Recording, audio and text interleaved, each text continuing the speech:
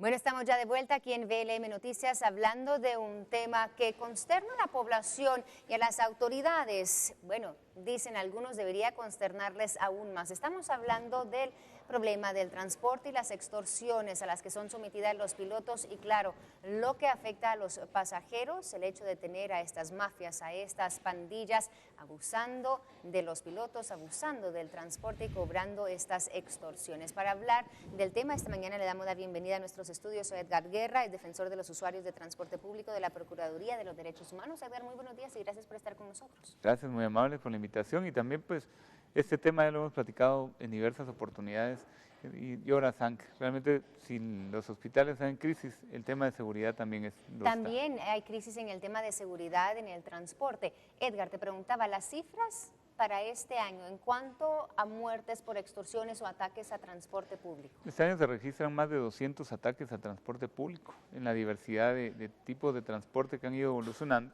de los cuales ya casi 230 personas han perdido la vida en lo que va de este año. Vale la pena resaltar que el último trimestre de cada año pues, se convierte en el más violento, derivado a lo que cobran los delincuentes extorsionistas, su bono navideño o aguinaldo como le suelen llamar. Aquí no importa el nombre que le pongan a este tipo de extorsiones, lo importante es que siguen muriendo personas guatemaltecas, se siguen perdiendo vidas humanas y el Estado de Guatemala en su conjunto no ha hecho su mejor esfuerzo. Yo creo que un tema adicional a ello es el tema de corrupción, en donde hemos sido testigos los guatemaltecos que el tema del combustible en las patrullas, obviamente ha sido también de tema a investigar, e incluso por la misma CICIG, en el tema de estructuras paralelas que funcionan dentro del Estado, en donde derivado de esa falta de combustible no ha habido posibilidad de patrullajes, que es un disuasivo importante para evitar la delincuencia. Edgar, me comentabas que esta mañana se registraba otro ataque también. Ayer veíamos que había una protesta silenciosa, si se quisiera llamar así, por parte de pilotos también en cuanto a las extorsiones. Hace unos días también, o sea, todos los días escuchamos de un nuevo ataque. Hoy no es la excepción. El día más importante, bueno, hace 15 días se registraron 3 ataques al transporte urbano en un mismo día, la ruta 80, 65, entre otras. Hoy en Olintepec, Quetzaltenango, pues se registra otro ataque en donde lamentablemente el piloto y el ayudante quedan lesionados o heridos de bala.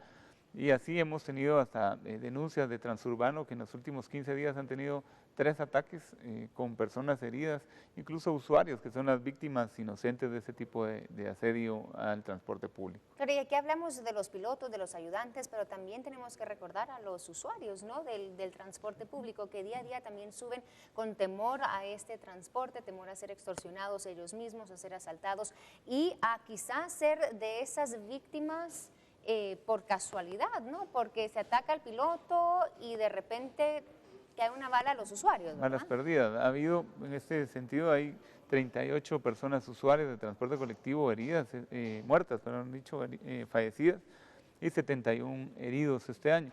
En el año 2014 fueron 102 los pasajeros que fueron asesinados en 2 tipos de situaciones de violencia. Una, por oponerse a ser asaltados, que vale la pena resaltar que hay más de 125 asaltos diarios en el transporte público a nivel nacional, que es un subregistro, y 285 personas quedaron lesionadas por el mismo tema el año pasado, 2014. Eso quiere decir que ya está tomando magnitudes demasiado exponenciales este tipo de problemática o fenómeno social que debería ponerse un alto a ello, ¿verdad? Por ejemplo, no solamente queda en esto, al final la extorsión la paga el usuario, porque los pilotos pues, supuestamente la pagan, pero la aumentan al pasaje al usuario de transporte, incluso en el peor de los casos con malos tratos, como pasa en el transporte de buses rojos principalmente. Lo interesante de esto, Edgar, es que siempre que ocurre un ataque, o casi siempre que ocurre un ataque, o escuchamos a las autoridades, o se les entrevistan y dicen, vamos a tomar carta en el asunto, estamos investigando, pero realmente no se ven acciones concretas, o no se ven esas investigaciones que puedan dar con esas pandillas o esas mafias que están extorsionando. Y si se sentencian, por ejemplo, si llegan a una sentencia, vemos que muchas de las extorsiones también vienen de prisión. Del año 2011 al 2014, de un total de 46.630 denuncias en el tema de extorsión, llegaron a juzgados el 29%. De este número, 5% fueron absolutorias y las sentencias, y 25% sí fueron sentencias firmes. Eso quiere decir que el sistema de justicia no está respondiendo a la necesidad, al fenómeno de este flagelo social llamado extorsiones, y tampoco el Ministerio Público. Yo creo que tampoco la Policía Nacional Civil. Se están quedando cortos para el tamaño que está tomando este tipo de fenómeno social, en donde realmente deja muchas dudas. Por ejemplo, las rutas 203, 204, 36 y 37, la 3 y la 4. Son las 6, vamos a hablar de 6 de las 100 que funcionan en Guatemala. Estas nunca ha habido una desarticulación de bandas, que se sabe que algunas de ellas tienen de 3 a 5 grupos diferentes de extorsionistas. Entonces, la gran pregunta es por qué no se ha hecho algo en el tema de investigación y captura y desarticulación de esas bandas. Solamente en 6 rutas que han dejado problemas o en problemas a los guatemaltecos con la paralización casi constante. Este año la 203 ha paralizado 3 veces el servicio, perjudicando a decenas de miles de guatemaltecos. Sabes que el editorial de Prensa Libre precisamente habla del flagelo de las extorsiones y se hace esa misma pregunta, ¿por qué autoridades no actúan ahora que ven que estas cifras están llegando a niveles históricos? Y se preguntan o dan esa teoría de que posiblemente inclusive hay autoridades o hay quienes están involucrados en esta mafia con estos extorsionistas. Es parte de lo que plantea el editorial de Prensa Libre esta mañana. Aparte también dice, miren, si el pueblo guatemalteco se llegara a volcar en contra de las extorsiones y se hace un movimiento como el que vimos en contra de la corrupción, quizá tendría un efecto y las autoridades tomaran cartas en el asunto seriamente. ¿Crees tú que esto funcionaría? Harían su trabajo, pero al final tenemos una serie de funcionarios públicos de escritorio que realmente no hacen absolutamente mucho o casi nada al final para garantizarle lo que es una obligación constitucional. Aquí no estamos hablando de cosas inventadas. En los artículos 1 y 2 de la Constitución Política de la República obliga a esos funcionarios a hacer su trabajo. ¿Cuál es su trabajo? A brindar seguridad, garantizar esa seguridad y el derecho a la vida de los guatemaltecos. Perfecto. Bueno, Edgar, gracias por estar con nosotros. El panorama que ustedes vislumbran de aquí a fin de año, me dices, no es, es un panorama complicado y difícil, y ¿no? con más personas asesinadas de no tomarse acciones inmediatamente. Este mes y medio que queda casi para terminar el año, se tornará cada vez incluso hasta de 2 a 3 o 4 ataques diarios en el transporte público. Bueno, nosotros seguiremos muy de cerca esas noticias y seguramente te vamos a estar hablando en las próximas semanas. Muchas gracias, Edgar, por estar con nosotros este día. Y sabes que antes que finalicemos, solo te pregunto, ¿qué deben hacer las autoridades que van a entrar el próximo año para combatir este flagelo? ¿Crees tú que habrá un poco de más interés? Porque también vemos dentro de esas propuestas que se lanzan de seguridad, no hay nada muy claro para proteger a usuarios y a los pilotos de eso. Considero que las autoridades que ingresarán o entrarán a hacer gobierno el próximo 14 de enero tendrán como la presión social también de un cambio. Yo creo que esa es una oportunidad para los guatemaltecos de que camine la democracia, que los guatemaltecos exijamos por las diferentes vías. Una de ellas es las vías de ahora la internet. Claro. Es importantísimo, incluso a través de los medios de comunicación, presionar para que esta violencia ingrata termine en nuestro país. Perfecto, Edgar, gracias una vez más por haber estado con nosotros esta mañana. Y nosotros tenemos que seguir comentando lo que está pasando en nuestro país y alrededor del mundo. Está deprisa. Bueno, a continuación le damos a conocer las 5 importantes, lo que usted debe conocer antes de salir de casa. Empezamos entonces este repaso. Policías anuncian un posible paro de labores. Sí, policías de varias comisarías están anunciando este paro de labores si no se atiende su solicitud a un aumento salarial.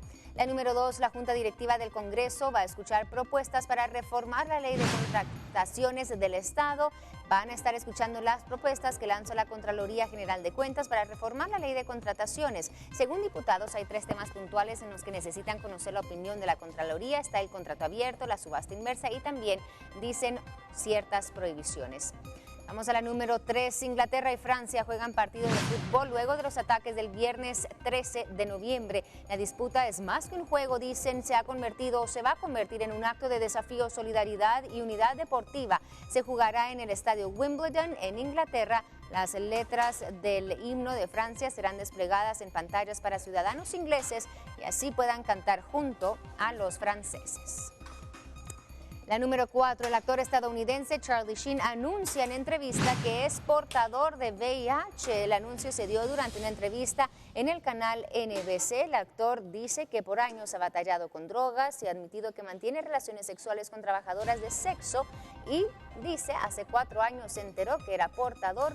Hasta ahora decide salir de esta prisión, según él comenta. Y la número 5, la lluvia de estrellas conocida como las Leónidas será visible este martes 17 y miércoles 18 de noviembre. En su máximo apogeo se prevén unos 20 meteoros por hora. Se caracterizan por ser brillantes, rápidos y dejan una estela verde al surcar el cielo. La lluvia de estrellas, bueno, son los restos del cometa 55 Tempel-Tuttle, que se descubrió en diciembre de 1865.